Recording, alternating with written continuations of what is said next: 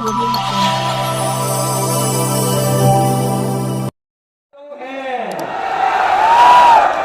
हमारे नौजवानों को नौकरी नहीं देना चाहते, इसीलिए पेपर लीक करा रहे हैं। न केवल पेपर लीक कराया है इन्होंने, बल्कि हमारा नौजवान जानता होगा जो खेतों में वो हमारे नौजवानों को नौकरी नहीं देना चाहते, इसीलिए पेपर लीक करा रहे हैं। न केवल पेपर लीक कराया है इन्होंने, बल्कि हमारा नौजवान जानता होगा जो खेतों में लागत तो बढ़ाई हुई है, डीजल, पेट्रोल और खाद से लेकर के कीटनाशक दवाइयां, डीएपी, डीजल, पेट्रोल, इन्होंने सब महंगा कर दिया और इतना महंगा कर दिया कि अपना मुनाफा कमाने के लिए इन्होंने बोरी से भी चोरी शुरू कर दी। बताओ, बोरी से चोरी शुरू हो गई। पहले 5 किलो चोरी की, फिर 5 किलो चोरी हो गई। बताओ, 10 किलो की चोरी हो गई बोरी से। मैं सोचता था ये बोरी की चोरी कहां से सीखी है इन्होंने। ये बोरी की चोरी इन्होंने पार्ले जी बिस्किट पैकेट से सीखी है। याद होगा आपको, पहले पार्ले जी का बिस्किट पैकेट कितना बड़ा आता था, और जैसे जैसे महंगाई बढ़ी उन्होंने अपना मुनाफा कम नहीं होने दिया। तो बताओ पैकेट कितना हो गया। आजकल कितने बिस्किट का पैकेट आ रहा है, और अगर ये बीजेपी वाले आ गए तो अगला पैकेट 1 बिस्किट वाला होगा। बताओ सावधान हो कि नहीं हो। और उसी किसान को इन्होंने डीएपी खरीदने दी जिसने नैनो यूरिया खरीदी। क्या नैनो यूरिया से पैदावार बढ़ गई? और हमारे साथी ये जानते होंगे कि जिस तरीके से बड़े बड़े उद्योगपति, बड़े बड़े कारोबारी भारत छोड़ के चले गए, उसी तरह नैनो यूरिया बनाने वाला भी सुनने में आ रहा है भारत छोड़ के चला गया। ये नैनो यूरिया ने पैदावार नहीं बढ़ाई, और हमारे किसानों को जो लाभ मिलना चाहिए था वो भी सरकार ने नहीं दिया। आपको याद होगा, एक समय ऐसा आया कि सरकार ने काले कानून लाने का काम किया। हमारे किसानों की जहां ये फसल की लूट करना चाहते थे, वहीं हमारे किसानों की उपजाऊ जमीन को भी हड़पना चाहते थे। लेकिन किसान देश का झुका नहीं, हजारों शहीद हो गया, पीछे नहीं हटा। तभी किसान दिल्ली से हटा जब सरकार ने काले कानून वापस ले लिए थे। ये लड़ाई अभी खत्म नहीं हुई है। अभी किसानों के हक के लिए, किसानों की मदद के लिए लड़ाई जारी है।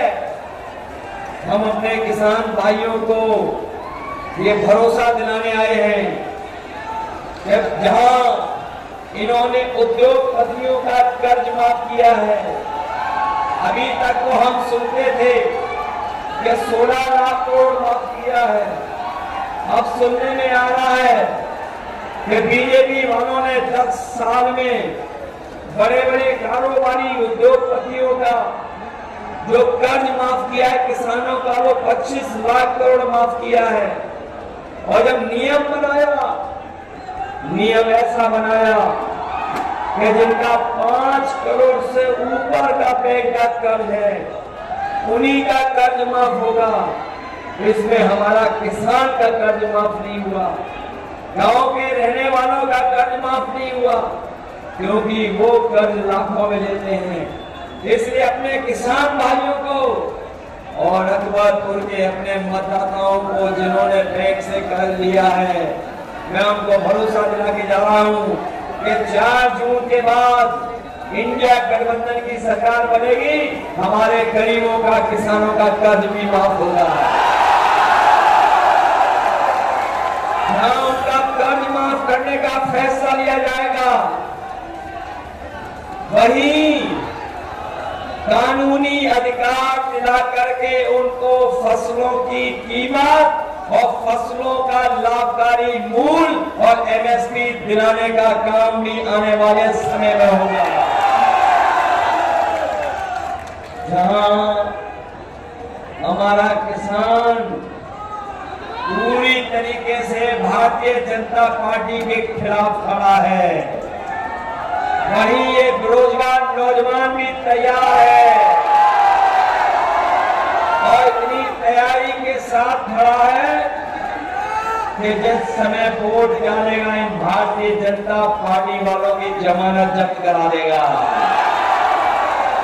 ये नौजवान वो है जो तैयारी कर करके, कोचिंग कर करके, फॉर्म भर करके परीक्षा देने गया था। उसे उम्मीद थी, भरोसा था कि सरकार में उसको नौकरी मिल जाएगी, उसको नौकरी मिल जाएगी, लेकिन उसकी नौकरी छीन ली। उसको नौकरी नहीं मिली, नौकरी नहीं मिली उसको। नहीं कह रहा तो पुलिस वाले भाई साहब 400 पार का नारा दिया। बाद में हम लोगों को समझ में आया ये 400 पार इसलिए बोल रहे थे क्योंकि लोकसभा में जो सीटें हैं, बैठने वालों की जगह है, वो 543 है और अगर 400 पार के बाद गिनती शुरू होगी तो बताओ बीजेपी को कितनी सीटें मिलने वाली हैं। ये जो 400 पार का नारा दे रहे थे, देश की जनता 140 करोड़ इन्हें 140 सीटों के लिए भी तरसा देगी।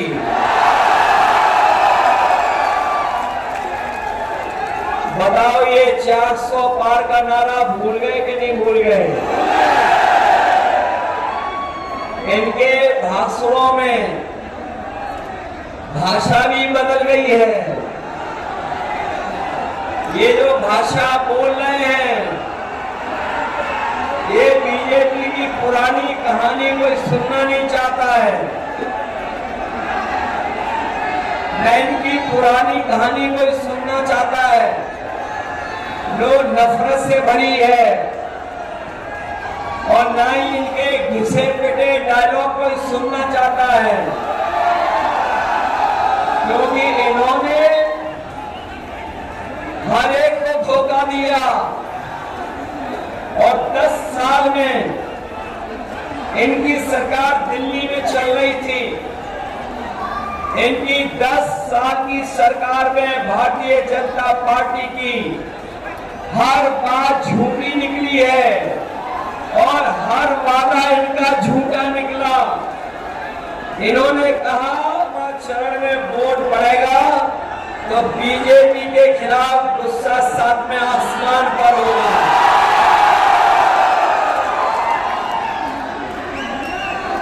जो लोग 400 पार का नारा दे रहे थे,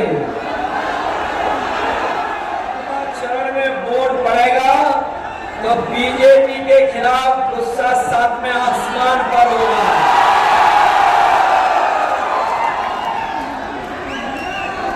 जो लोग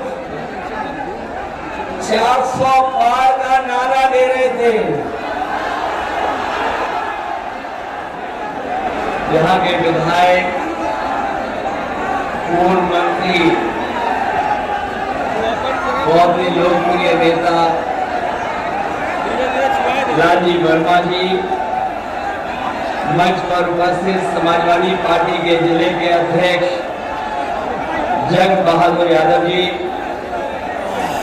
समाजवादी पार्टी के पूर्व मंत्री विधायक रामूति वर्मा जी, रामचंद्र राजभर जी विधायक, यहाँ के विधायक देवबंदर जी, मंच पर उपस्थित अबू बकर अंसारी साहब, चुनाव के प्रभारी समाजवादी पार्टी के बहुत ही वरिष्ठ नेता अंबिका चौधरी जी, पूर्व एमएलसी हीरालाल यादव जी,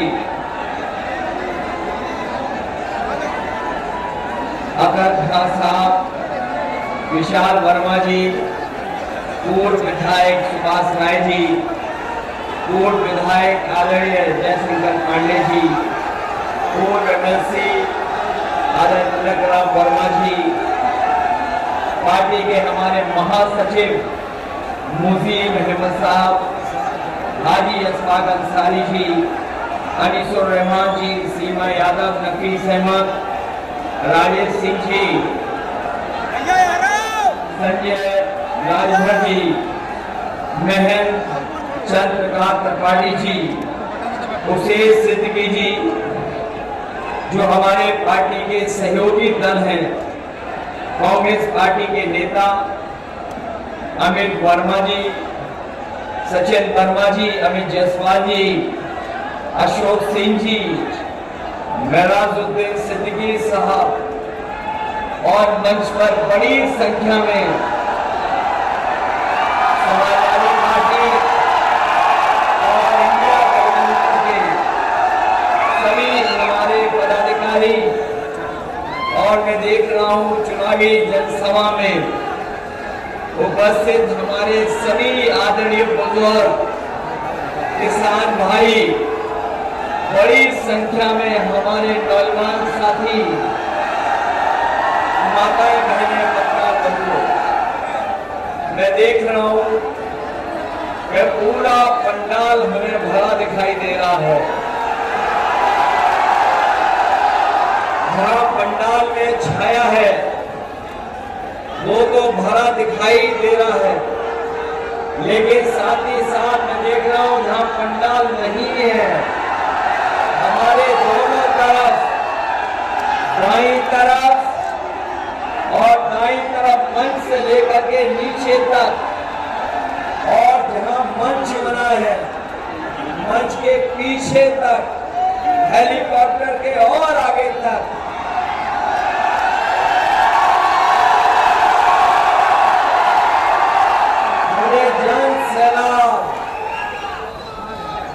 जन सैलाब और समर्थक हर तरफ दिखाई दे रहे हैं। अभी तो चुनाव में वोट डालने में अभी समय है, लेकिन अकबरपुर और हमारे अंबेडकर नगर के लोगों ने मन बना लिया है।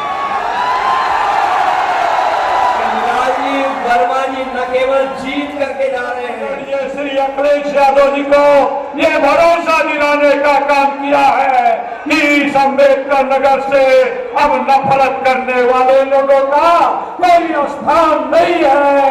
अब हम सब लोग